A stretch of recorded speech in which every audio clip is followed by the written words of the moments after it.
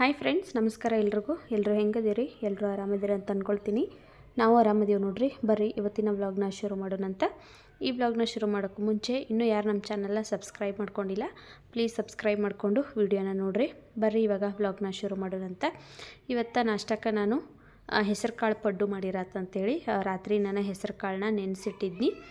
ಇವಾಗ ಅದಕ್ಕೆ ಹೆಸರು ಕಾಳನ್ನ ಮಿಕ್ಸಿ ಜಾರಿಗೆ ಹಾಕ್ಕೊಂಡೀನಿ. ಅದಕ್ಕೆ ಸ್ವಲ್ಪ ಶುಂಠಿ, ಹಸಿಮೆಣ್ಸಿನ್ಕಾಯಿ, ಆಮೇಲೆ ಸ್ವಲ್ಪ ಜೀರಿಗೆ ಹಾಕ್ಕೊಂಡೀನಿ. 1 ಕಪ್ಪಷ್ಟು ಕೊತ್ತಂಬರಿ, ಒಂದು ಅರ್ಧ ಕಪ್ಪಷ್ಟು ಪುದೀನ ಹಾಕ್ಕೊಂಡೀನಿ. ಆಮೇಲೆ ಒಂಚೂರು ನೀರು ಹಾಕಿ ಇದನ್ನು ನಾವು ಒಂದು ರೌಂಡ್ ತರ್ತರಿಯಾಗಿ ರುಬ್ಕೋಬೇಕು ನೋಡ್ರಿ.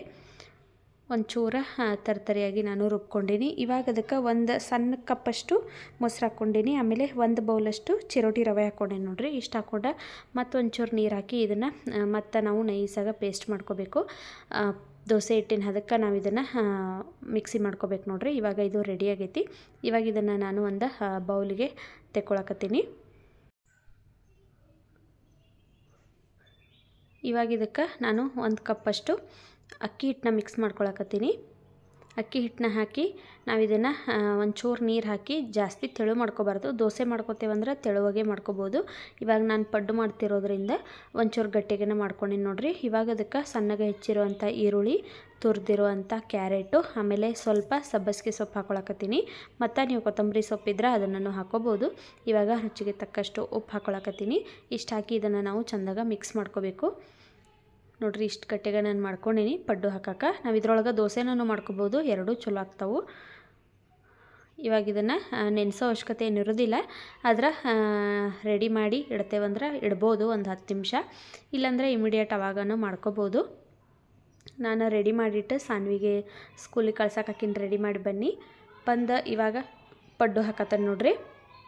ಪಡ್ಡು ಅಷ್ಟು ಸಾಫ್ಟಾಗಿ ಬರೋದಿಲ್ಲ, ಆದರೆ ಟೇಸ್ಟ್ ಚಲೋ ಇರ್ತಾವೆ ಮತ್ತು ಹೈ ಪ್ರೋಟೀನ್ ಬ್ರೇಕ್ಫಾಸ್ಟ್ ಅಂತ ಹೇಳ್ಬೋದು.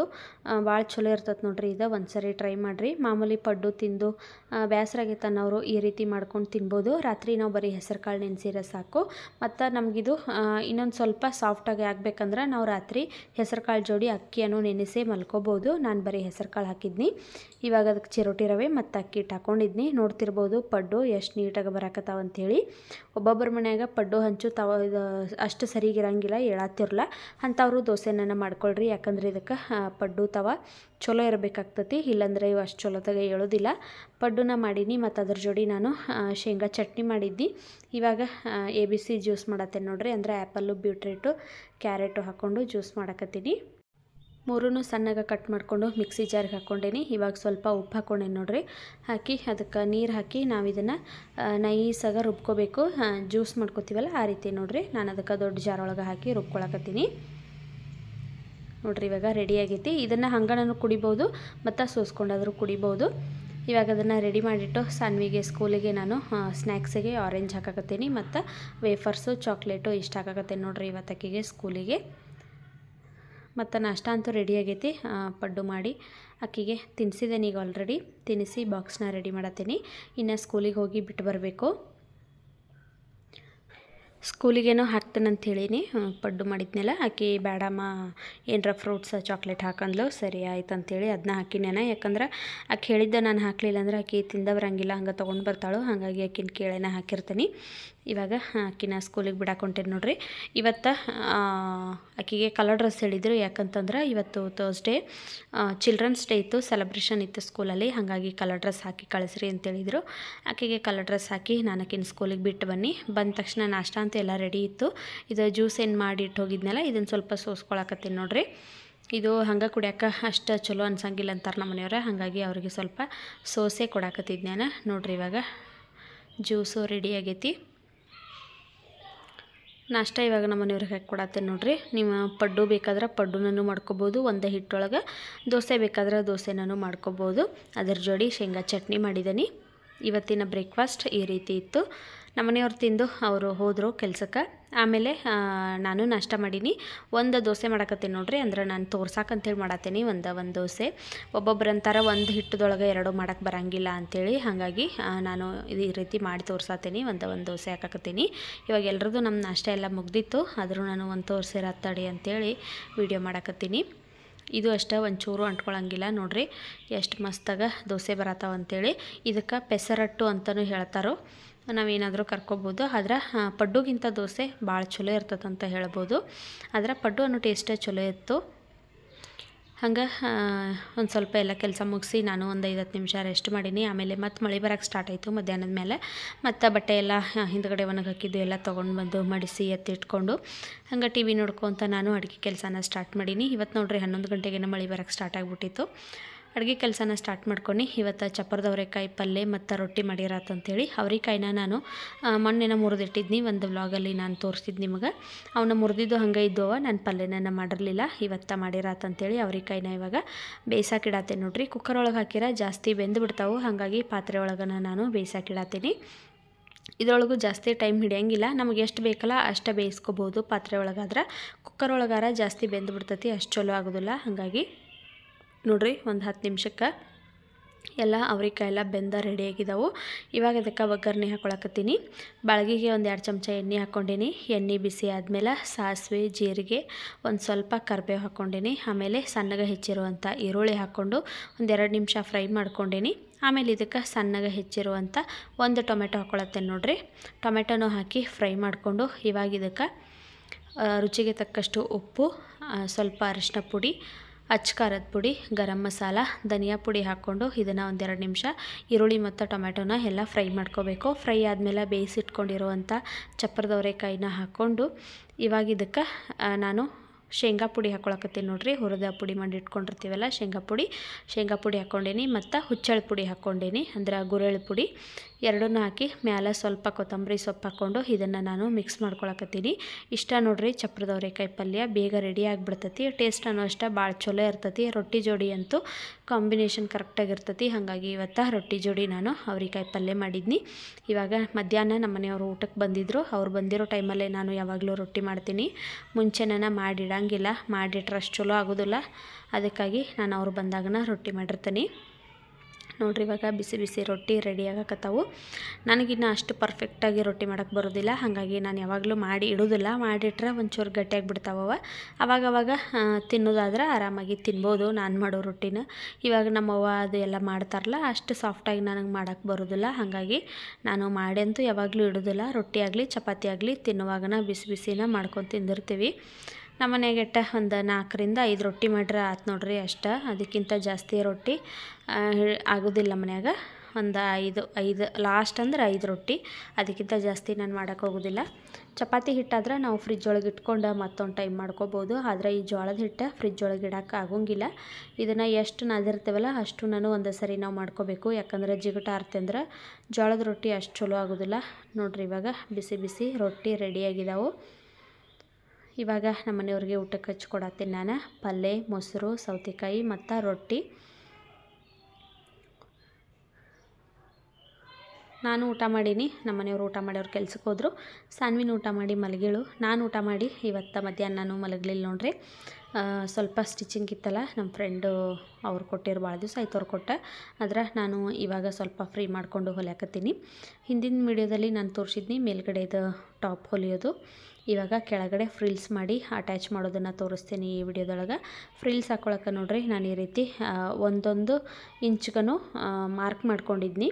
ನಾನು ಇದನ್ನು ಕಟಿಂಗ್ ಒಳಗೆ ತೋರಿಸಿದ್ದೀನಿ, ನೀವು ಅಲ್ಲಿ ನೋಡ್ಕೋಬೋದು. ಇವಾಗ ನೋಡ್ರಿ ಈ ರೀತಿ ನಾನು ಫಸ್ಟನ್ನು ಪಿನ್ ಹಾಕ್ಕೊಳತ್ತೀನಿ ಫ್ರಿಲ್ಸ್ ಮಾಡಿ. ಯಾಕಂದ್ರೆ ಒಂದು ದೊಡ್ಡದು ಒಂದು ಸಣ್ಣದು ಫ್ರಿಲ್ಸ್ ಬಂದ್ರೆ ಅಷ್ಟು ನೀಟಾಗಿ ಲಂಗ ಕಾಣಿಸೋದಿಲ್ಲ. ಹಾಗಾಗಿ ನಾನು ಈ ರೀತಿ ಮಾರ್ಕ್ ಮಾಡಿಕೊಂಡು ಮಾಡಿರ್ತೀನಿ. ಯಾವಾಗ ಒಂದೇ ಲೆವೆಲೇ ಇರ್ತಾವೆ ಎಲ್ಲ ಫ್ರಿಲ್ಸ. ಹಾಗಾಗಿ ನಾನು ಪಿನ್ ಹಾಕ್ಕೊಂಡೇನು ಹೊಲಿದಿರೋದಿಲ್ಲ, ಆದರೆ ನಿಮಗೆ ಇವಾಗ ತೋರ್ಸಾಕಂತೇಳಿ ಪಿನ್ ಹಾಕಿದ್ದಾನೆ ಅಷ್ಟೇ. ಇವಾಗ ನಾನು ಹೊಲಿಬೇಕಾದ್ರೆ ಡೈರೆಕ್ಟಾಗಿ ಹಂಗನ ಹೊಲಿದಿರ್ತೀನಿ. ಕಲಿಯೋರು ಯಾವಾಗಲೂ ಅಷ್ಟೇ ಪಿನ್ ಯೂಸ್ ಮಾಡಬೇಕು. ಇಲ್ಲಾಂದ್ರೆ ಆ ಕಡೆ ಈ ಕಡೆ ಆದ್ರೆ ಬಟ್ಟೆ ನಾವು ಏನು ಹೊಲಿತಾವಲ್ಲ ಬಟ್ಟೆ ಅದಷ್ಟು ಹಾಳಾಗಿಬಿಡ್ತೈತಿ. ಹಾಗಾಗಿ ನೋಡ್ರಿ ಇವಾಗ ಈ ರೀತಿ ನಾನು ಫ್ರಿಲ್ಸ್ನ ಮಾಡ್ಕೊಂಡಿದ್ದೀನಿ ನೋಡ್ರಿ. ಇದು ಫ್ರಂಟ್ ಸೈಡಿಗೆ ಒಂದು ರೆಡಿ ಮಾಡ್ಕೊಂಡೀನಿ. ಇದೇ ರೀತಿ ನಾನು ಬ್ಯಾಕ್ ಸೈಡಿಗೂ ಫ್ರಿಲ್ಸ್ನ ರೆಡಿ ಮಾಡ್ಕೋಬೇಕು ನೋಡ್ರಿ. ಇವಾಗ ಬ್ಯಾಕ್ ಸೈಡಿಗೂ ನಾನು ಸೇಮ್ ಅದೇ ರೀತಿ ಫ್ರಿಲ್ಸ್ನ ರೆಡಿ ಮಾಡಿ ಇಟ್ಕೊಂಡೀನಿ.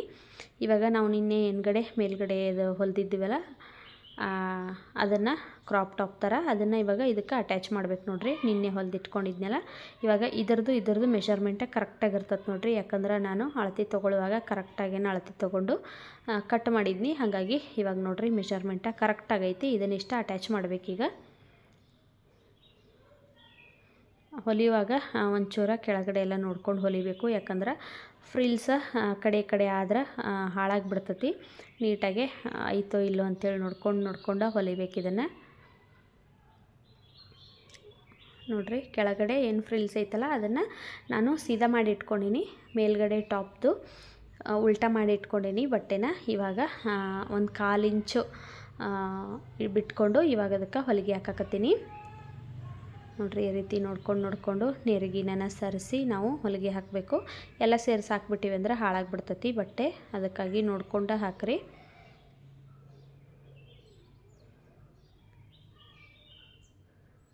ನಾನು ಒಂದು ಲೈನ್ ಹಾಕಿರಂಗಿಲ್ಲ, 2 ಲೈನ್ ಸ್ಟಿಚ್ ಹಾಕ್ಕೊಂಡಿರ್ತೀನಿ.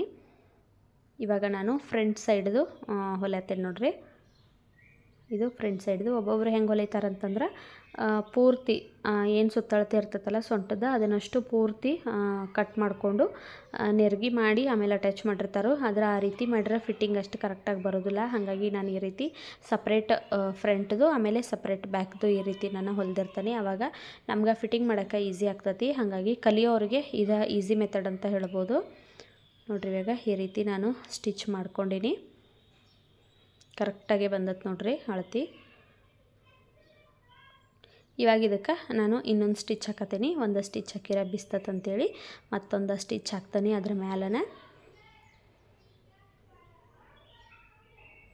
ನೋಡಿರಿ ಇವಾಗ 2 ಸ್ಟಿಚ್ ಹಾಕ್ಕೊಂಡಿನಿ.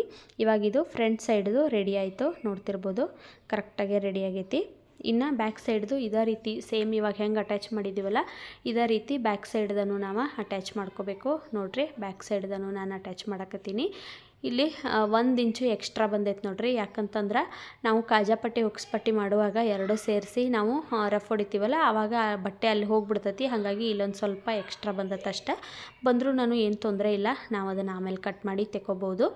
ಇವಾಗ ಎರಡನ್ನೂ ಈ ರೀತಿ ನಾನು ಹೊಲಿದಿಟ್ಕೊಂಡೇನಿ. ಇವಾಗ ನೀಟಾಗಿ ನೋಡಿರಿ ಭುಜಾನ 2 ಸೇರಿಸಿ ನಾವು ಹೊಲಿಗೆ ಹಾಕಬೇಕು. ನೀಟಾಗಿ ಹಿಡ್ಕೊಂಡು ನೋಡಿರಿ ಹೊಲಿಗೆ ಹಾಕಬೇಕು. ನಾವು ಕರೆಕ್ಟಾಗಿ ಅಳತೆ ತೊಗೊಂಡು ಕಟ್ ಮಾಡಿದ್ದೀವಿ ಅಂದ್ರೆ ಒಂಚೂರು ಆ ಕಡೆ ಈ ಕಡೆ ಆಗೋದಿಲ್ಲ. ನಾವು ಅಳತೆ ಮಾಡುವಾಗ ಏನರ ಹೇರುಪೇರು ಮಾಡಿದ್ದು ಅಂದ್ರೆ ಇದು ಹೊಲಿಯುವಾಗ ಅಷ್ಟು ನೀಟಾಗಿ ಬರೋದಿಲ್ಲ. ನೋಡಿರಿ ಈಗ ನಾನು ಕರೆಕ್ಟಾಗಿ ಕಟ್ ಮಾಡ್ಕೊಂಡಿದ್ನಲ್ಲ, ಹಾಗಾಗಿ ನನಗೆ ಎಲ್ಲೂ ಹೊಲಿಯೋಕೆ ಕಷ್ಟ ಅನ್ನಿಸ್ಲಿಲ್ಲ. ಎರಡನ್ನೂ ಭುಜ ಇವಾಗ ನೋಡಿರಿ ನಾನು ಅಟ್ಯಾಚ್ ಮಾಡ್ಕೊಳಕತ್ತೀನಿ. ಇಲ್ಲೂ ಅಷ್ಟೇ ಒಂದು 2-3 ಹೊಲಿಗೆ ಹಾಕಬೇಕು. ಒಂದು ಹೊಲಿಗೆ ಹಾಕಿದ್ರೆ ಬಿಚ್ಚಿಬಿಡ್ತತಿ. ಹಾಗಾಗಿ ಸ್ಟಾರ್ಟಿಂಗ್ ಮತ್ತು ಎಂಡ್ 2 ಕಡೆ ರಫ್ ಹೊಡಿಬೇಕು. ನೋಡಿರಿ ಈ ರೀತಿ ನಾನು ಹೊಲ್ಕೊಂಡೀನಿ. ಇವಾಗ ಇದನ್ನು ಬಾಡಿ ಫಿಟ್ಟಿಂಗ್ ಮಾಡ್ಬೇಕು ನೋಡಿರಿ. ಬಾಡಿ ಫಿಟ್ಟಿಂಗ್ ಮಾಡೋಕ್ಕೆ ನಾನು ಆಲ್ರೆಡಿ ನೋಡಿರಿ ಎಕ್ಸ್ಟ್ರಾ ಏನು 2 ಇಂಚ್ ಇಟ್ಕೊಂಡಿದ್ನಲ್ಲ ಅಲ್ಲಿಗೆ ಇವಾಗ ಹೊಲಿಗೆ ಹಾಕಿರ ಬಾಡಿ ಫಿಟ್ಟಿಂಗ್ ಮುಗಿದು ಹೋಗ್ಬಿಡ್ತು. ಬ್ಲೌಸ್ ಆದ್ರೆ ನಾವು ಒಂಚೂರು ನೋಡ್ಕೊಂಡು ಬಾಡಿ ಫಿಟ್ ಮಾಡಬೇಕಾಗ್ತತಿ. ಆದರೆ ಇದು ಫ್ರಾಕ್ ಆಗಿರೋದ್ರಿಂದ ನಾವೇನು ಅಳತೆ ತೊಗೊಂಡಿರ್ತೀವಲ್ಲ ಅಲ್ಲಿಗೆ ಕರೆಕ್ಟಾಗಿ ನಾವು ಲೈನಿಗೆ ಸ್ಟಿಚ್ ಮಾಡ್ಕೋಬೇಕು. ಇವಾಗ ನೋಡಿರಿ ಲಂಗಾಕನೂ ಅಷ್ಟೇ ಕೆಳಗಡೆ ಪೂರ್ತಿ ನಾನು ಸ್ಟಿಚ್ ಹಾಕೊಳಕತ್ತೀನಿ 2 ಇಂಚ್ ಬಿಟ್ಕೊಂಡು. ಅಲ್ಲಿ ನಾವು ಒಂದು 3-4 ಹೊಲಿಗೆನ ಎಕ್ಸ್ಟ್ರಾ ಹಾಕೋಬೋದು. ನೋಡಿರಿ ಈ ರೀತಿ ನಾನು ಹೊಲಿಗೆ ಹಾಕೋತೀನಿ. 2 ಸೈಡ್ ಅಷ್ಟೇ ಇದೇ ರೀತಿನ ನಾವು ಸ್ಟಿಚ್ ಮಾಡ್ಕೋಬೇಕು. ಈ ರೀತಿ ಆತಂದ್ರೆ ನಮ್ಗೆ ಹೊಲ್ಯಾಕೂ ಈಸಿ ಆಗ್ತತಿ ಮತ್ತು ಫಿಟ್ಟಿಂಗ್ ಮಾಡುವಾಗೂ ಈಸಿ ಆಗ್ತತಿ. ಹಾಗಾಗಿ ಫ್ರಂಟು ಬ್ಯಾಕು ಸಪ್ರೇಟ್ ಈ ರೀತಿ ಫ್ರಿಲ್ಸ್ ಎಲ್ಲ ತೆಗೆದು ಅಟ್ಯಾಚ್ ಮಾಡಿನ ಹೊಲಿಯಿರಿ. ಇದು ಭಾಳ ಈಸಿ ಅನಿಸ್ತತಿ ಈ ಮೆಥಡ. 2 ಕಡೆ ಫಿಟ್ಟಿಂಗ್ ಮಾಡಿದಾದ್ಮೇಲೆ ನೋಡಿರಿ ಲಾಂಗ್ ಫ್ರಾಕು ರೆಡಿ ಆಯಿತು. ಎಷ್ಟು ಈಸಿಯಾಗಿ ನಾವು ಲಾಂಗ್ ಫ್ರಾಕ್ನ ಹೊಲ್ಕೋಬೋದು ಅಂತೇಳಿ ತೋರಿಸಿದ್ದೀನಿ. ನನಗೆ ಎಷ್ಟು ಗೊತ್ತೈತಲ್ಲ ಅಷ್ಟನ್ನು ನಾನು ನಿಮ್ಮ ಜೊತೆ ಶೇರ್ ಮಾಡ್ಕೊಂಡಿದ್ದೀನಿ. ನಿಮಗೆ ಇಷ್ಟ ಆಗ್ಬೋದು. ನೋಡಿರಿ ಇವಾಗ ರೆಡಿ ಆಯಿತು. ಇವಾಗ ಇದನ್ನು ನೀಟಾಗಿ ಐರನ್ ಮಾಡಬೇಕು. ಫ್ರಾಕ್ ಹೆಂಗೆ ಕಾಣಿಸತ್ತೈತೆ ಅಂತೇಳಿ ಕಮೆಂಟ್ ಮಾಡಿ ತಿಳಿಸ್ರಿ ನನಗೆ. ಇದಕ್ಕೆ ಕಾಜಾ ಹುಕ್ಸ್ ಅಷ್ಟು ಮಾಡಿರ ಮುಗೀತು. ಇನ್ನೊಂದು ಸರಿ ನೀಟಾಗಿ ಇದನ್ನು ಐರನ್ ಮಾಡಬೇಕು. ಇಷ್ಟ ನೋಡಿರಿ ಇದ್ರ ಕೆಲಸ. ಇಷ್ಟೆಲ್ಲ ನಾನು ಹೊಲಿಗೆ ಹೊಡ್ಕ ಮತ್ತು ಸಂಜೆ ಆಗಿಬಿಟ್ಟಿತ್ತು. ಸಂಜೆ ಮುಂದೆ ಎಲ್ಲ ಮತ್ತು ಮನೆಯೆಲ್ಲ ಕಸ ಗುಡಿಸೀನಿ. ಜಾಸ್ತಿ ಕಟ್ ಮಾಡಿದ್ದು ಬಟ್ಟೆ ಥ್ರೆಡ್ಡು ಎಲ್ಲ ಬಿದ್ದಿತ್ತಲ್ಲ, ಹಾಗಾಗಿ ಎಲ್ಲ ಕಸ ಗುಡಿಸ್ಕೊಂಡು ಮನೆಯೆಲ್ಲ ಕ್ಲೀನ್ ಮಾಡಿಕೊಂಡು ನಾನು ಮುಖ ತೊಳ್ಕೊಂಡು ಇನ್ನೇನು ದೀಪ ಹಚ್ಬೇಕನ್ನತ್ತೀನಿ. ಅಷ್ಟೊತ್ತಿಗಾಗಲೇ ಎಲೆಕ್ಟ್ರಿಷಿಯನ್ ಬಂದರು ನೋಡ್ರಿ. ನಾವು ಬೆಳಗ್ಗೆನ ಅವ್ರಿಗೆ ಕಾಲ್ ಮಾಡಿದ್ದೀವಿ, ಆದರೆ ಅವ್ರು ಬರಬೇಕಾದ್ರೆ ಸಂಜೆ ಆಗಿಬಿಡ್ತು. ಯಾಕಪ್ಪ ಅಂತಂದ್ರೆ ಬಾತ್ರೂಮಲ್ಲಿ ಸ್ವಲ್ಪ ಬಟನ್ನು ಅದು ಗೀಝರ್ದು ಹಾಳಾಗಿಬಿಟ್ಟಿತ್ತು. ಅದು ಮುಟ್ಟಕ್ಕೆ ಹೋದ್ರೆ ಶಾಕ್ ಹೊಡೆಯತ್ತಿತ್ತು. ಹಾಗಾಗಿ ಸುಮ್ಮನೆ ಯಾಕೆ ರಿಸ್ಕ್ ಅಂತೇಳಿ ಬೆಳಗ್ಗೆನೇ ನಾವು ಫೋನ್ ಮಾಡಿದ್ದೀವಿ. ಆದರೆ ಅವರು ಬೇರೆ ಕಡೆ ಇದ್ರಂತ. ನಮ್ಮ ಏರಿಯಾಗೆ ಬರಬೇಕಾದ್ರೆ ಸ್ವಲ್ಪ ಲೇಟ್ ಆಯಿತು. ಸಂಜೆನ ಆಗಿಬಿಡ್ತು, ಕತ್ಲಾಗಿತ್ತು. ಅವಾಗ ಬಂದರು ಅವ್ರು ಬಂದ ತಕ್ಷಣ ನೋಡ್ರಿ ರಿಪೇರಿ ಮಾಡಕತ್ತಿದ್ರು. ಅವರ 2 ಬಟನ್ ಹೋಗ್ಯಾವು, ಹೊಸವು ಹಾಕಿಸ್ರಿ ಅಂತೇಳಿರು. ಸರಿ ಆಯ್ತು ಅಂತೇಳಿ ಅವರು ಒಂದು ಬಟನ್ ತೊಗೊಂಡು ಬಂದಿದ್ರು. ನಾನು ಅವ್ರಿಗೆ ವಾಟ್ಸಪ್ಪಲ್ಲಿ ಕಳಿಸಿದ್ನಿ. ಒಂದು ಬಟನ್ ಅವ್ರು ಗೀಝರ್ ತೊಗೊಂಡು ಬಂದಿದ್ರು, ಆದರೆ ಇನ್ನೊಂದು ಬಟನ್ ಹೋಗೈತಿ, ತೊಗೊಂಡು ಬರ್ರಿ ಅಂದರು. ಮತ್ತು ನಮ್ಮ ಮನೆಯವ್ರು ಹೋಗಿ ಇನ್ನೊಂದು ಬಟನನ್ನು ತೊಗೊಂಡು ಬಂದರು. ಇವಾಗ ರಿಪೇರಿ ಮಾಡಕತ್ತಾರೆ ನೋಡ್ರಿ.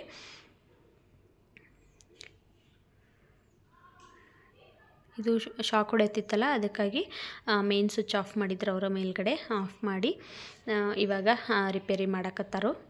ನಾನು ನಮ್ಮ ಮನೆಯವರಿಬ್ಬರು ಟಾರ್ಚ್ ಹಿಡ್ಕೊಂಡು ನಿಂತಿದ್ದೀವಿ ಅಲ್ಲಿ ಅವ್ರು ರಿಪೇರಿ ಮಾಡೋವರೆಗೂ. ಹಂಗೂ ಹಿಂಗೂ ಮಾಡಿ ಒಟ್ಟಿನಲ್ಲಿ ರಿಪೇರಿ ಮಾಡಿರು. ಅದು ನೀರು ಸೋರಕತ್ತಿತ್ತಲ್ಲಿ ಸ್ವಲ್ಪ, ಹಾಗಾಗಿ ಇದು ನಾವು ಹೊರಗಡೆನ ಮಾಡ್ಬೇಕು. ಇದನ್ನು ಬೋರ್ಡು ಒಳಗಡೆ ಇದ್ರೆ ಪದೇ ಪದೇ ನೀವು ರಿಪೇರಿ ಮಾಡಿಸ್ಬೇಕಾಗ್ತತಿ ಅಂತ ಹೇಳಕತ್ತಿದ್ರು ಅವ್ರು. ನಾವು ಸದ್ಯಕ್ಕೆ ಈಗ ಮಾಡಿರಿ ನೋಡೋಣ, ನಾವು ಓನರಿಗೆ ಕೇಳಿ ಹೇಳ್ತೇವೆ ಅಂಥೇಳಿ ಇವಾಗ ಸ್ವಲ್ಪ ಅಲ್ಲೇ ಒಳಗಡೆನ ನಾವು ರಿಪೇರಿ ಮಾಡಿಸ್ಕೊಂಡಿವಿ. 2 ಹೊಸ ಬಟನ್ ಹಾಕಿರೋ. ಆದರೆ ಇವಾಗ ಅವ್ರು ರಿಪೇರಿ ಮಾಡಿ ಹೋದಾಗಿಂದ ಏನೂ ಶಾಕ್ ಹೊಡೆಯತ್ತಿಲ್ಲ. ನೋಡೋಣಂತ ಮುಂದೆ ಹಾಗೇನಾದರೂ ಆದ್ರೆ ಅದನ್ನು ಸ್ವಿಚ್ ಬೋರ್ಡ್ನ ಹೊರಗಡೆ ಮಾಡಿಸ್ತೇವೆ ಓನರ್ಗೆ ಹೇಳಿ. ಇವರೆಲ್ಲ ರಿಪೇರಿ ಮಾಡಿ ಹೋಗಬೇಕಾದ್ರೆ ಒಂದು 20 ನಿಮಿಷ ಹಿಡಿತು. ಅವ್ರು ಹೋದ್ಮೇಲೆ ನಾನು ದೇವ್ರ ಮುಂದೆ ದೀಪ ಹಚ್ಚೀನಿ. ಹಂಗೆ ಬಾಗಲಾಗೂ ದೀಪ ಹಚ್ಚೀನಿ ನೋಡ್ರಿ. ಯಾಕಂದ್ರೆ ಆಲ್ರೆಡಿ ಟೈಮ್ ಆಗಿಬಿಟ್ಟಿತ್ತು. ನಾನು ದಿನ 6 ಗಂಟೆಗೆ ಅಂದ್ರೆ ದೀಪ ಹಚ್ಚಿಬಿಡ್ತೀನಿ, 6 ಗಂಟೆ ಅಥವಾ 6:30. ಇವತ್ತು ಸ್ವಲ್ಪ ಲೇಟನ ಆಯಿತು, ಆದರೂ ಇರಲಿ ಅಂಥೇಳಿ ದೀಪ ಹಚ್ಚೀನಿ. ಮತ್ತು ರಾತ್ರಿ ಊಟಕ್ಕೆ ನಾನು ಇವತ್ತೇನು ಜಾಸ್ತಿ ಮಾಡೋಕ್ಕೆ ಹೋಗತ್ತಿರಲಿಲ್ಲ. ಮಧ್ಯಾಹ್ನದನ ರೈಸ್ ಇತ್ತು, ಅದನ್ನು ನಾನು ರೈಸು ಒಗ್ಗರಣೆ ಹಚ್ಚಿರಾತಂತೇಳಿ ನಾನು ಅದ ರೈಸ್ನ ಒಗ್ಗರಣೆ ಹಚ್ಚೀನಿ. ಮತ್ತು ಸ್ವಲ್ಪ ಚುಮ್ಮರಿನೂ ಹಂಗೆ ಒಗ್ಗರಣೆ ಹಚ್ಚಿ ನೋಡ್ರಿ. ಬರೀ ಚಿತ್ರಾನ್ನ ತಿನ್ನೋಕ್ಕಾಗಲ್ಲ ಅಂತೇಳಿ ಸ್ವಲ್ಪ ಚುಮ್ಮರಿನೂ ಒಗ್ಗರಣೆ ಹಚ್ಚೀನಿ. ಇವತ್ತು ರಾತ್ರಿ ಊಟಕ್ಕೆ ನಾನು ಇಷ್ಟ ಮಾಡಿದ್ನಿ, ಜಾಸ್ತಿ ಮತ್ತೇನು ಮಾಡೋಕ್ಕೆ ಹೋಗಲಿಲ್ಲ. ಯಾಕಂದ್ರೆ ಮಧ್ಯಾಹ್ನ ರೊಟ್ಟಿ ಎಲ್ಲ ತಿಂದಿದ್ದೀವಲ್ಲ, ಅಷ್ಟೊಂದು ಜಾಸ್ತಿ ಹೊಟ್ಟೆ ಹಸಿವೂ ಆಗಿರಲಿಲ್ಲ. ಅದಕ್ಕಾಗಿ ಇಷ್ಟ ಸಾಕ್ಬಿಡಂದ್ರೆ ನಮ್ಮ ಮನೆಯವರು. ಅಷ್ಟನ್ನು ಮಾಡಿ ನೋಡ್ರಿ. ಊಟನೂ ಮಾಡಿದ್ದೀವಿ ಬೇಗ. ಊಟ ಮಾಡಿ ಹಂಗೆ ಪಾತ್ರೆ ಎಲ್ಲ ತೊಳೆದು ಕಿಚನ್ ಎಲ್ಲ ಕ್ಲೀನ್ ಮಾಡ್ಕೊಂಡು ಮತ್ತು ಮಾರನೇ ದಿವ್ಸಕ್ಕೆ ಹುಣ್ಣಿಮೆ ಇತ್ತು, ಹಾಗಾಗಿ ವಡೆ ಮಾಡಿರಾತಂತೇಳಿ ನಾನು ವಡೆ ಹಿಟ್ಟನ್ನ ನಾದಕತ್ತೇನೆ ನೋಡ್ರಿ. ಈ ವಿಡಿಯೋ ಇಲ್ಲಿಗೆ ಎಂಡ್ ಮಾಡಕತ್ತೀನಿ. ವಿಡಿಯೋ ಏನಾದರೂ ನಿಮಗೆ ಇಷ್ಟ ಆಗಿತ್ತಂದ್ರೆ ಪ್ಲೀಸ್ ಒಂದು ಲೈಕ್ ಮಾಡಿರಿ, ಶೇರ್ ಮಾಡಿರಿ, ಕಮೆಂಟ್ ಮಾಡಿರಿ. ಮತ್ತು ನಮ್ಮ ಚಾನಲ್ನ ಇನ್ನೂ ಯಾರು ಸಬ್ಸ್ಕ್ರೈಬ್ ಮಾಡ್ಕೊಂಡಿಲ್ಲ ಪ್ಲೀಸ್ ಸಬ್ಸ್ಕ್ರೈಬ್ ಮಾಡಿಕೊಂಡು ವಿಡಿಯೋನ ನೋಡಿರಿ. ಸಿಗೋಣ ಮುಂದಿನ ವಿಡಿಯೋದಲ್ಲಿ. ಬಾಯ್.